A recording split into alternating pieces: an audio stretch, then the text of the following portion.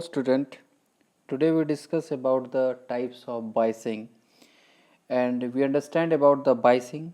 Biasing क्या है? Basically to stabilize the cue point, to adjust the cue point and for proper amplification is done due to biasing.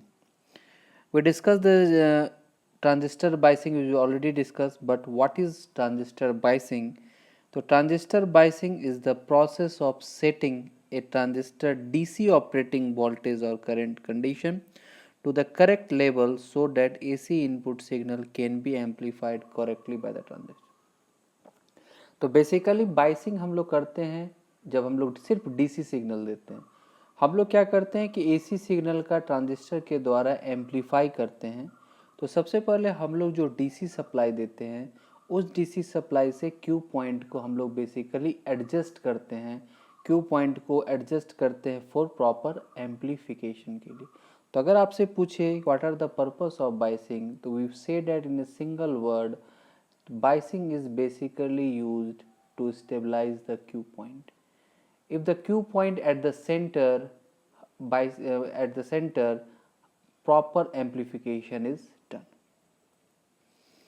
ठीक है, this point to make the operating point at the center of the active regions, for that the transistor will not go to the saturation region. Maximum जो amplification होता है when the cue point is set at the centre. Okay, उसके बाद हम लोग ने एक चीज पॉइंट आउट किया था कि क्यू पॉइंट जो आपका है that is a function of IC Q and VC Q का फंक्शन है। ठीक है, जो हम लोग ने फाइंड आउट किया था बाय द ग्राफिकल मेथड का यूज करके एक ट्रांजिस्टर लिया जिसमें हम लोग ने आईसी मैक्स और वीसी मैक्स फाइंड किया और एक डीसी लोड लाइन हमने ड्रॉ किया था। और जब हम लोग फिर डिस्कस करेंगे कि क्यू पॉइंट का शिफ्टिंग किस तरह से, क्यू पॉइंट कैसे टेम्परेचर डिपेंडेंट होता है, और हम लोग ने नेक्स्ट फाइंड आउट किया था स्टेबिलिटी फैक्टर। स्टेबिलिटी फैक्टर में क्या था कि हम लोग ने स्टेबिलिटी फैक्टर फाइंड जब किया तो stability factor basically the 3 parameters आपने देखा था कि 3 पैरामीटर्स थे, उस 3 parameters are varying with temperature and that stability factor will changes. One is variable is your ICO, that is your leakage current, another is beta, another is called as B, that is base to emitter voltage, and these three are the temperature variation. और हमने देखा था कि जिस system की stability factor ज़्यादा होते जाती है, if the stability factor is lies from 1 to 1 plus beta, if the stability factor is increases means your transistor is more and more thermal. If the change in the temperature, there is a more and more effect in your transistor's output. तो हमारा main focus क्या था कि जितना कम से कम stability factor हो, in ideal condition your stability factor is equal to 1। ठीक है, today we will discuss about the types of biasing. This is very important, the methods of biasing, and basically there is a 3 types of biasing: is fixed biasing, collector to base biasing, emitter resistor biasing, and another is called as your voltage divider biasing. all 3 are discussed और चारों हम लोग discuss करेंगे और discuss में देखेंगे कि which one is the better for biasing, कौन सा मेथड हम लोग यूज कर रहे हैं, कौन सा टाइप्स ऑफ बाइसिंग में हम लोग किस बाइसिंग को यूज कर रहे हैं for better stability. Better stability के लिए तो उसके लिए हम लोग क्या करेंगे, जितने भी 4 टाइप्स ऑफ बाइसिंग हैं ईच बाइसिंग का हम लोग फाइंड आउट करेंगे stability factor. Okay, now we discuss about the fixed biasing. This is the circuit diagram of the fixed biasing, and suppose this is your NPN transistor. You see, this is your NPN transistor, this is N, this is P, and this is N, and this is your collector, and this is your base, and this is your emitter. And base to emitter voltage drop is nothing can be your VB, collector to emitter voltage drop that is equal to VC. Okay, this is the resistance, this is your collector resistance RC, base resistance is denoted by RB, and the emitter part, we see this emitter part is grounded. तो this is called as your fixed biasing, ये जो है fixed biasing circuit है. Okay, and we here we see R B is greater than, ये सारे conditions को हम check करेंगे कि which one is the conditions are fulfilled for the biasing and then will discuss. सबसे पहले हम लोग ने सर्किट डायग्राम देख लिया, then we find the stability factor. उसके बाद हम लोग क्या करेंगे, स्टेबिलिटी फैक्टर की बात करेंगे. तो what are the formula of the stability factor, we see stability factor का जो हमने फार्मूला निकाला था वो क्या था, 1 plus beta. Beta is the current gain in the common emitter transistors. 1 minus it is beta del of IB by del IC. तो this is the called as the stability factor. तो हमें stability factor में क्या find करना है, betas are the given. Transistor में beta की value आपको ऑलरेडी मैन्युफैक्चर्ड गिवन करता है. हमें फाइंड आउट क्या करना है, del I B by del I C, मतलब partial differentiations of current I B with respect to the partial differentiations of IC. मतलब IB by IC मतलब partial differentiation करना with respect to IC के respect में करना है. तो सबसे पहले हम इस equation को find out करेंगे, then we will be put the stability factor में हम लोग put करेंगे क्या, del IB by del IC का value और check करेंगे what is the stability factor.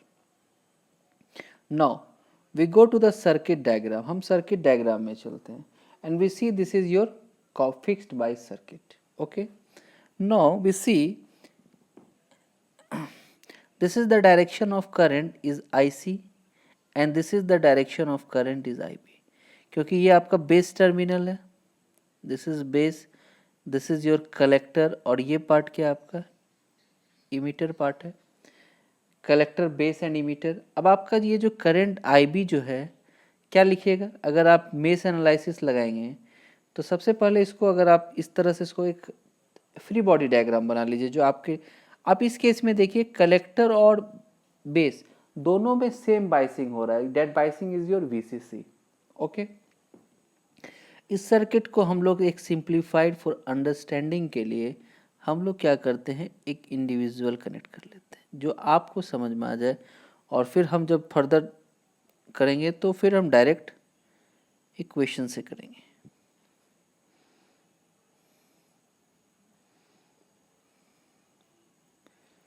ठीक है,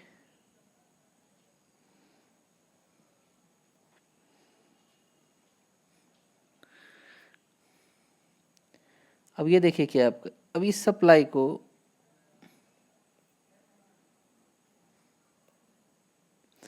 आपने क्या किया, दोनों सप्लाई है तो यहां पर आपने क्या किया, इसको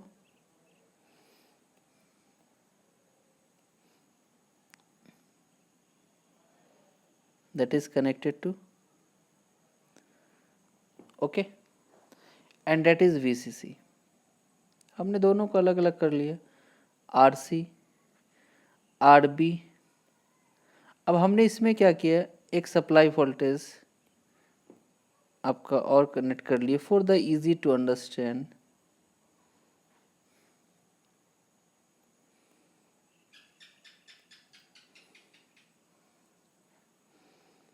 we connect this. Okay, this is also VCC. देखिए क्या था इस सर्किट में, दोनों में VCC अप्लाई था, हमने दोनों में VCC अप्लाई कर दिया, ये आपके अंडरस्टैंडिंग के लिए. ठीक है, अब देखिए यहाँ पर क्या डेट वोल्टेज, ये आपका क्या है, base terminal, that terminal is your emitter. इसके क्रॉस वोल्टेज ड्रॉप क्या हो रहा है, VBE. ठीक है, और दिस इज योर कलेक्टर, इसके क्रॉस वोल्टेज ड्रॉप क्या हो रहा है, VCE, collector to emitter. Okay, अब आपको नॉर्मल एक करंट का इक्वेशन इस तरह से लगा देना है और एक करंट का इक्वेशन आप इसमें इस तरह से लगा दीजिए. ठीक है, करंट का इक्वेशन, इसमें जो करंट हो रहा है वो बेस के थ्रू पास हो रहा है, तो आपने करंट क्या लिखा, IB. इसमें जो, क्योंकि आप कॉमन इमीटर ट्रांजिस्टर यूज कर रहे हैं तो इनपुट साइड में बेस करंट होगा, आउटपुट साइड में आपका क्या होगा, that is current is your IC. तो आपने दो करंट पास कर लिया, IB and IC. Okay, now we write down the equation. अब हम इनपुट साइड को देखते हैं, तो इनपुट साइड में देखिए जब हम मेश एनालिसिस अप्लाई करते हैं एट द इनपुट साइड, तो सबसे पहले आपका दिस रेजिस्टेंस आर बी, तो हम इक्वेशन क्या लिखेंगे, आई बी आर बी। जब ये करंट जाएगा तो इसके, ये देखिए डायरेक्शन ऑफ करंट, देखिए ये जो करंट होगा, आप देखिए इसको इस तरह से फील कीजिए, ये करंट ऐसे करके जाएगा, ऐसे होते हुए, ऐसे होते हुए, फिर ये यहाँ पर आएगा, इस तरह से जाएगा। तो ये सबसे पहले इसके पॉजिटिव टर्मिनल के वोल्टेज को टच कर रहा है, तो it is plus V B, then minus V C is equal to 0। This is equation 1। आपने इनपुट साइड से मेश एनालिसिस लगाया तो we find that this is equation 1। अब आप इक्वेशन 2 लिखिए। जब आप इक्वेशन 2 देखेंगे आउटपुट साइड में, देखिए आउटपुट साइड में आप क्या लिख सकते हैं, आई सी, और ये कलेक्टर करंट, थोड़ा और क्लियर लिख देते हैं, डेट इज वी सी ई।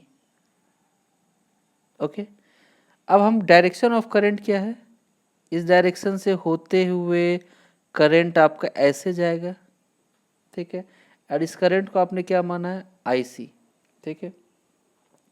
तो आप इक्वेशन क्या लिखेंगे, सबसे पहले रेजिस्टेंस को देखिए, तो रेजिस्टेंस में आप क्या लिखेंगे, I C into R C. That current ये सबसे पहले इसके पॉजिटिव टर्मिनल को टच कर रहा है, तो आप क्या लिखेंगे, we C.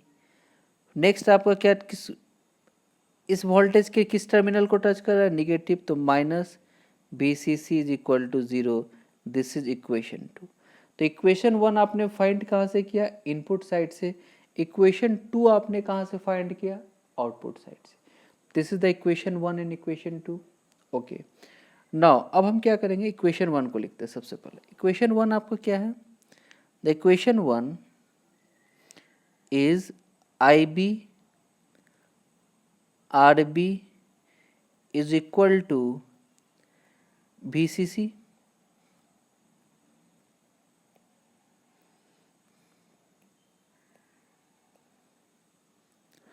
is equal to VCC minus of VB. Okay, this is your equation 1. What is IB?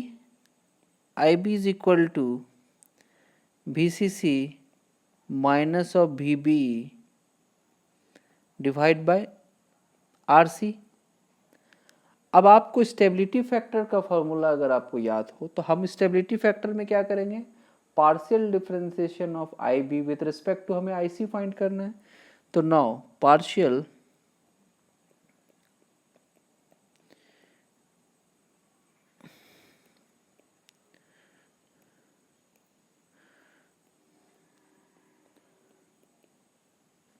Differentiation with respect to I C, तो क्या होगा, del I B by del I C is equal to del by del I C differentiate of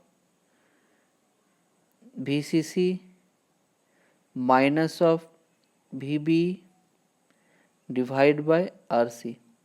ठीक है, हमको यही find करना है, दोनों साइड हमने किया। अब देखिए ये पार्ट वीसीसी तो आपका कांस्टेंट है, सप्लाई वोल्टेज, वीबी भी आपका कांस्टेंट है, और रेजिस्टेंस आरसी तो जो मैन्युफैक्चर डिजाइन कर रहा है डेट इज कांस्टेंट। तो इसका किसके रिस्पेक्ट में आप कर रहे हैं, आईसी, तो ये सारा पार्ट आपका क्या है, कांस्टेंट है। और कांस्टेंट का अगर आप डिफ्रेंशिएट करेंगे तो क्या होगा, equal to 0।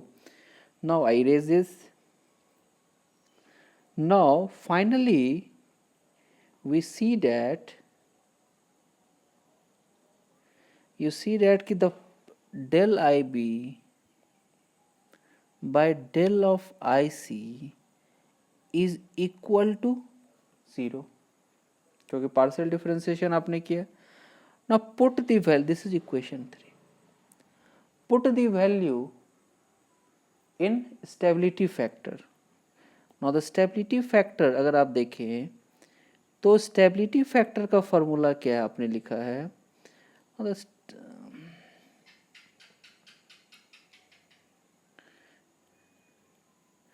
suppose this stability factor is equal to 1 plus beta upon क्या होता है 1 minus of beta del I B by del I C.